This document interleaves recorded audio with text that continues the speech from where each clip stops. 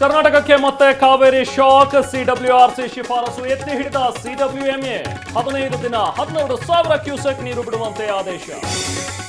CWMA ಆದೇಶಕ್ಕೆ ಕರ್ನಾಟಕ ಕಿಡಿ. Supreme court ಮೆಟ್ಟಿಲೇರಲು ಸರ್ಕಾರ ಚಿಂತನೆ.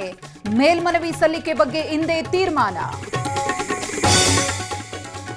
ಸಿಡಬ್ಲ್ಯೂಎಂಎ ಆದೇಶದ ವಿರುದ್ಧ ಸಿಡಿದೆದ್ದ ರೈತರು. ಮಂಡ್ಯದಲ್ಲಿ ಈ ಕ್ಷಣದಿಂದಲೇ ಹೋರಾಟ. ರೈತ ಹಿತರಕ್ಷಣಾ ಸಮಿತಿಯಿಂದ ಕರೆ.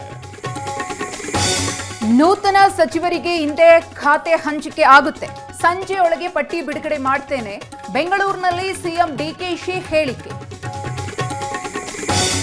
ಆಹಾರ ಇಲಾಖೆ ಅಧಿಕಾರಿಗಳ ಕಾರ್ಯಾಚರಣೆ.